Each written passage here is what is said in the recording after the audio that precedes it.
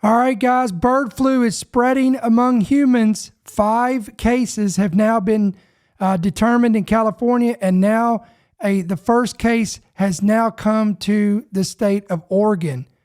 We're going to talk about this and then what experts are weighing in on. Could the bird flu be the next pandemic? And could it even generate lockdowns? We're going to cover that in this quick update on this Saturday afternoon. Let's go.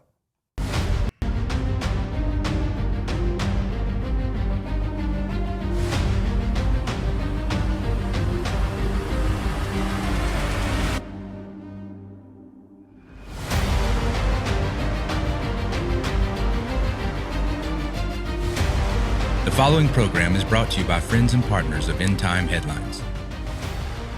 All right, what's going on, guys? It is Saturday, November 16th. This is End Time Headlines. This is Ricky Scaparro, the founder and the voice of End Time Headlines. We want to give you a quick update that I think is definitely newsworthy. In case you haven't heard the news, the bird flu is not going away. It doesn't seem like it's going away anytime soon. In fact, there's been a new report. I want to give you this. We're going to get you right up to par today. The H5N1 bird flu infects 5 more humans in the state of California and now 1 in Oregon. We're going to cover all this today and much more. Before we get started, guys, can you do me a favor? Hit that like button right there. And it only takes a couple of seconds, guys, to do that. Just hit that like button. Help us push this out. Get eyes on our program. And again, hit that subscribe button, hit that bell notification as well. All right, according to this new report, 5 new human cases of H5N1 bird flu have been detected in California. Oregon is now reporting its first known human case that has been confirmed. Authorities say all cases were transmitted from animals to humans, and there is, quote, no evidence of human-to-human transmission. About 75% of wastewater sites monitored in California show evidence of H5N1. Again, 75%, guys, of all wastewater sites monitored in California are showing traces of this virus. As H5N1 bird flu spreads among California dairy herds and southward migrating birds, health officials announced Friday that 6 more human cases of infection, 5 in the state of California and now 1 in Oregon, becoming the state's first. I want to be very reassuring in that the threat level to the public is extremely low right now. The first known case of human bird flu in Oregon has been identified at a Clackamas County poultry farm. Health officials saying there's no evidence of person-to-person transmission and the risk to the public is low. K2's Emily Gersh is live for us after spending time and speaking with the Clackamas County health officer. Who is at most at risk at this point? Yeah, Deb, well, health officials say that the people who are most at risk are people who work directly with infected animals. So this is people who work on farms or the poultry industry or have chickens. According to the CDC, 52 people have been infected with bird flu across the U.S., 26 in California, 11 in Washington, and now the first case in Oregon. Health officials say the virus is found in wild birds that are migrating along the West Coast. And if they land in a field, that's how it can spread to chickens and then to people who work on farms. And we've also seen them transmit it to dairy cattle as well. Some people have been getting the illness from those affected flocks or affected herds. And this is the first one that we have found in Oregon. The infected individual and farm in Clackamas County are not being identified, but health officials say the person experienced only mild symptoms and has fully recovered after receiving an antiviral medication. Symptoms of bird flu are similar to the flu, but there is no vaccine for bird flu. So if you've been around animals that may have been infected and you develop symptoms, you may want to get tested. The common treatment of flu, this antiviral oseltamivir, which also is known by the brand name Tamiflu, it works really well against this strain, as with other strains of flu. The Oregon Department of Agriculture has identified the virus in 150,000 birds at the farm. Dr. Sarah Present with Clackamas County Public Health says infected birds have to be killed, and that can impact the poultry industry, and in turn, the cost of eggs and chicken at the grocery store. Here we go. I think that a lot of the increased pricing in eggs is due to avian influenza outbreaks across the country. So that is something that people should be aware of. All right, so according to this official, we can expect the price of eggs to soar, the price of poultry to soar as this virus continues to spread. Now, there was an interesting piece here by today.com. Look at this headline, quote, "Will bird flu be the next pandemic and could it cause a lockdown?" Here is what experts say, and I use quotation marks. Experts are saying, quote, "H5 bird flu, a type of avian influenza, has been causing concern for months after infecting dozens of people in the U.S. this year. And again, with this new human case that has been discovered in Oregon, the state's first, it is deepening the worry." Interesting language here. It is deepening the worry, especially over whether the virus could lead to another, quote, "pandemic or lockdown." The patient, again, and we're recapping this, has not been identified as linked to a previously reported outbreak affecting birds at a commercial poultry operation.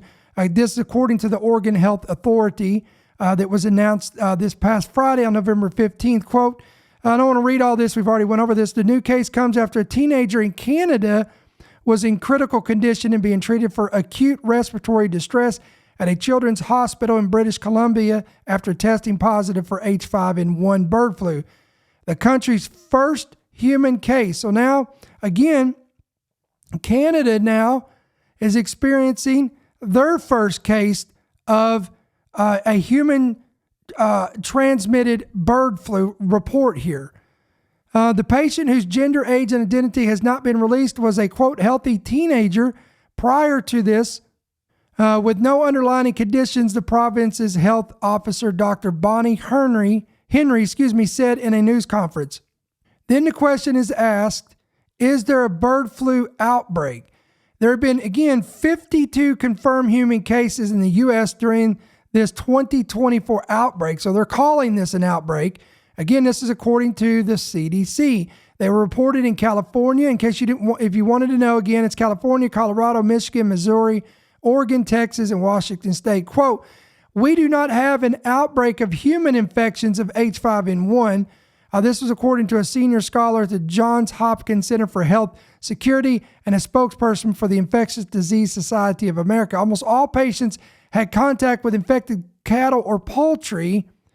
The single exception was a patient in Missouri that had no animal exposure.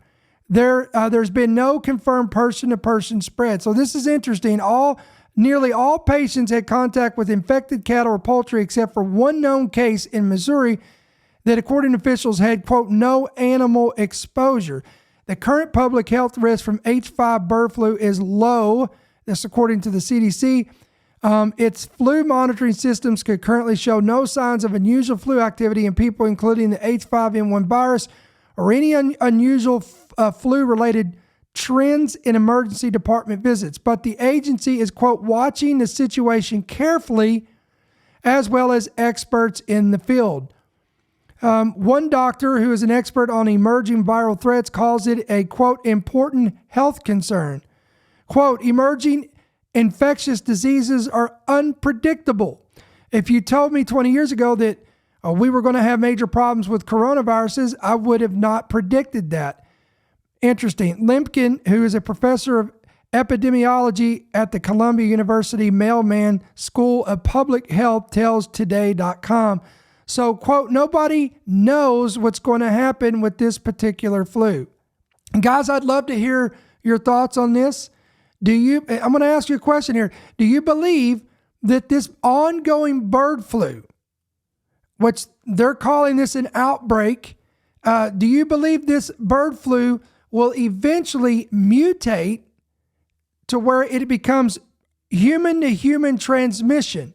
If you believe it will, hit yes in the comments or in the chat, both, but depending on if you're watching a live broadcast of this or if you're watching the rebroadcast of this. Again, hit yes if you believe it will, or no. Again, the question is, do you believe this will be the new pandemic coming? And isn't it interesting? And we pointed this out in one of our podcasts that I would not be surprised, because remember the last time that Donald Trump was the president of the United States, during his 4-year term is when the pandemic came. And it derailed all of the progress that he made for our country. I'm just saying that's the facts. That happened. So wouldn't it be interesting if here we are again, come on, rinse and repeat, no pun intended. We're going to rinse and repeat this same scenario again. Here comes January 20th. Here comes the new president, and it's consequently Donald Trump. Then he gets in. He starts implementing these new policies. We start turning the nation around, and then lo and behold, a new pandemic just emerges. I'm just saying to me, it's interesting. All right, human infection with bird flu can happen when virus gets into a person's eyes, nose, or mouth, or is inhaled. The illness can range from mild to severe and can be deadly. Human H5N1 cases in the U.S. have been relatively mild, perhaps because people are mostly getting infected through their eyes. It might happen when a dairy worker is milking an infected cow and gets squirted in the face with the milk. This is one example. Quote, you're getting infected from the eyes rather through the respiratory route. According to this expert in this, I guess he's a virologist or epidemiologist, he says that, quote, that they may be less likely than respiratory inhalation of the virus, he adds, when it can go into the lungs. All right, quote, is bird flu a global health emergency? No, the World Health Organization does not currently categorize this bird flu outbreak as a, quote, global health emergency. Outbreaks that do fall into this category include COVID, cholera, dengue, and the Marburg virus, and mpox. Could bird flu turn into a pandemic? Now, here's where it gets interesting. Experts say it is unlikely this particular strain of bird flu will lead to a pandemic because it doesn't have the ability to spread efficiently between people. Well, that's for now. Again, it hasn't mutated per se to that point. H5N1 has been infecting humans since 1997, so it has had time to evolve, but still doesn't easily jump from person to person. Quote, I don't think that this is the highest risk bird flu strain, he says. You can't say the risk is zero, but of the bird flu virus, it's definitely a lower risk. All right, but now watch this. But Lipkin had a similar take. Nobody ever wants to say never because you could be wrong. He cautions, could this virus evolve to become more transmissible? Yes. Has it done so thus far? No. Do I personally think it's going to be responsible for the next pandemic? No. Could it be? Yes. Boy, that really leaves you with a lot of confidence, don't it? Since there are many different avian influenza strains, one of them will be able to cause a pandemic at some point in the future. Let me say that again.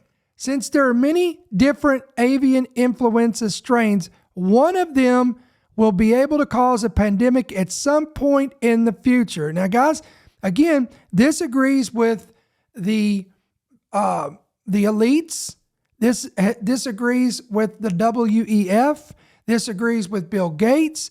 All of these pundits, experts, officials, these people in these positions have all said it's not a matter of if, but when.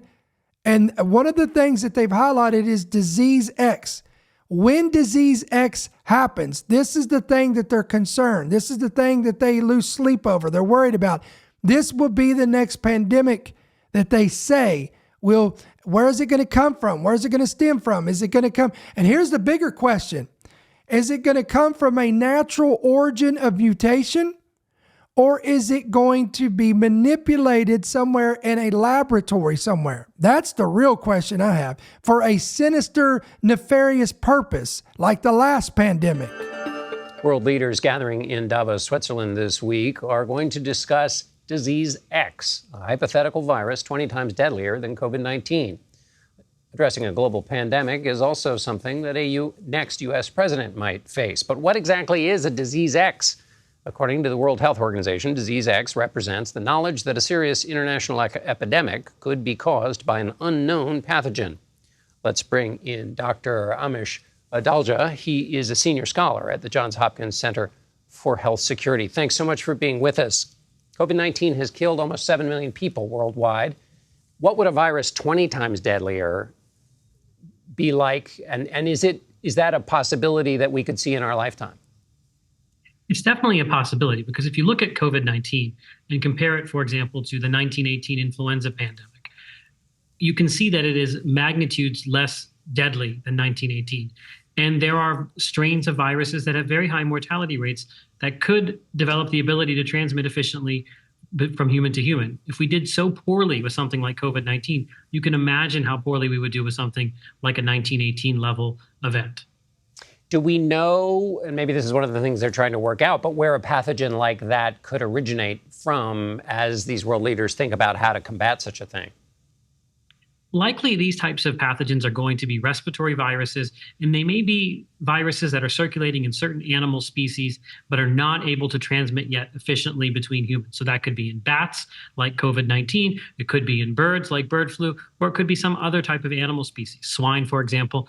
And it's really about that interface between humans and animals where interactions are occurring that these types of viruses get a foothold. Most of them will die out, but what we worry about is one that can spread efficiently, the way 1918 did.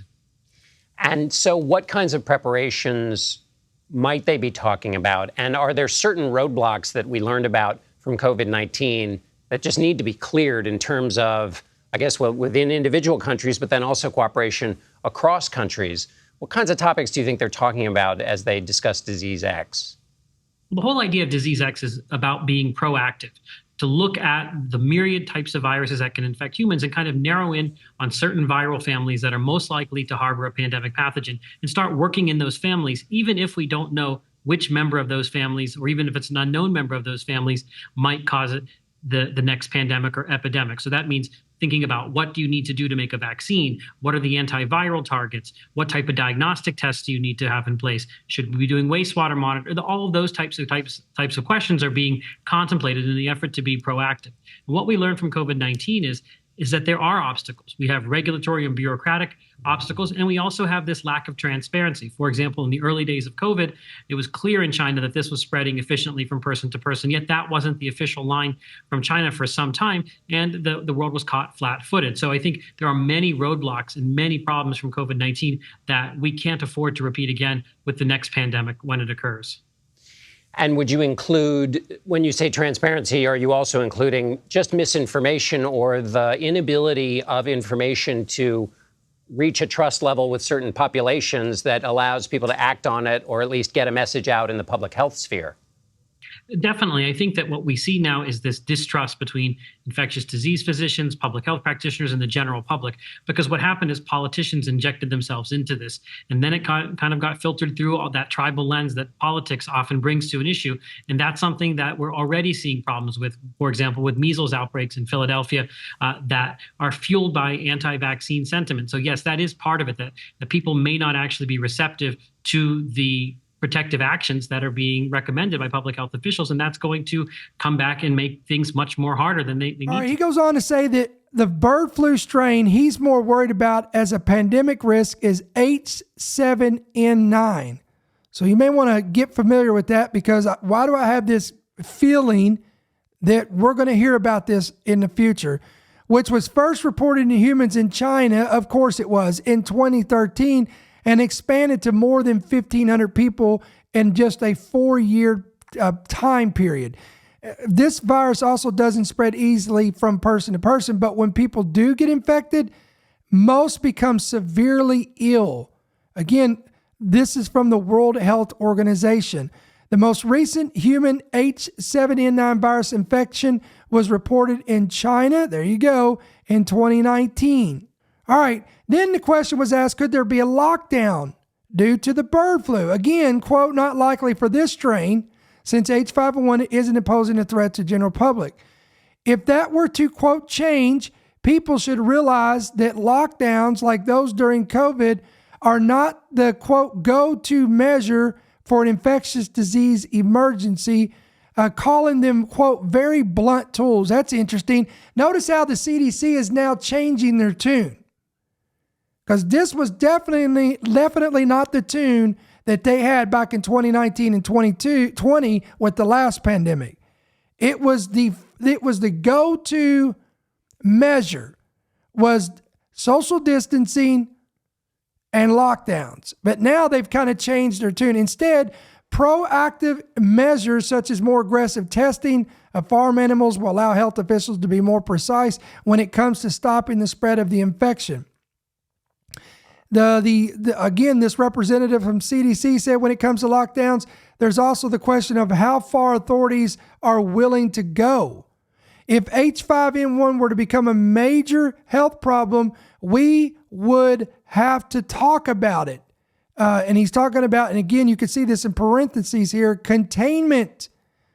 Again, the CDC representative said we would have to, quote, talk about containment. But I don't think that this is but I don't think that this incoming administration is going to be amenable to that. There you go. We knew that was coming. So, in other words, again, they're going to put that on Trump and they're going to put that on RFK because of the position that he's just been promoted to. And so they're already going to speak in a negative light towards them, basically saying they're not going to go for this and it's not going to happen. So again, I think that's interesting. Now let's get into the jab aspect of this. There are currently 4 jab candidates for dairy cows that have been approved for field trials, according to the U.S. Department of Agriculture. And poultry, 4 potential bird flu shots began to be tested back in 2023. So they're already testing these things. When it comes to humans, the CDC says the U.S. government is developing shots against H5N1 viruses in case they are needed. Wow. The agency further added that it has H5 candidate shots, viruses that could be used to produce a shot for people, and preliminary analysis shows they're expected to provide good protection. So if you want to know if they have the jab ready to go for this, again, according to this new report, they're already working on it. They've been working on it, and that's no surprise. So guys, let me know your thoughts. We'd love to hear your thoughts in the comments. Do you believe that this, again, will be the next pandemic? Is this thing going to mutate? Or is there something more sinister that's coming? Is disease X? What is going to be disease X? I'd love to hear your thoughts. What do you think that disease X or the next pandemic will be that is going to be the game changer? Because I think most people, if you talk to most people, guys, the general consensus is that the last pandemic was literally just a prelude to something far worse coming down the pike. So I'd love to hear your thoughts on this. Again, guys, if you've not downloaded our free app, we want to encourage you to pick it up today. You can get it on your Apple and Android Play Store. Download it today. Hit yes to push notifications. You're going to get every headline, every podcast, every talking point, everything that we put out, guys. All of it's going to be right there. We want to encourage you to pick it up today. And of course, guys, if you've not prayed about becoming a monthly partner, if you enjoy these Prophecy Viewpoint segments where we discuss these news and headlines, or our equipping podcast, whatever the case, if you'd like to become a partner, you can do that by going to, you can do it different ways. You can go through electronic means, through the app, through the website, or right there at YouTube where it's pinned up at the top. It says support. You can click there, or you can give by check or money order. And you can make that out to End Time Headlines, P.O. Box 1391, Monroe, Georgia 30655. So guys, we're gonna let you go on this weekend. Unless something really significant comes out that I feel like that we need to talk about or have a discussion about, we will probably not see you again until Monday night at our prayer, which again will be 7 p.m., 8 p.m. Eastern, at least for the larger gathering for the night. But we'll be back here. Of course, we'll be here 2 p.m. Eastern for our Viewpoint segment like this on Monday afternoon, Lord willing, 2 p.m. Eastern. So unless something comes up this weekend, we will just plan on seeing you guys on Monday at 2 p.m. Eastern. And then we'll be right back that night at 8 p.m. Eastern for our corporate gathering of prayer and intercession. So we love you guys. We appreciate you. Listen, have a great and safe weekend, and we'll see you on the next one. Thank you for listening to the End Time Headlines podcast. We pray that you've been blessed and equipped by today's message. For more information about how you can help partner with our ministry, please visit endtimeheadlines.org.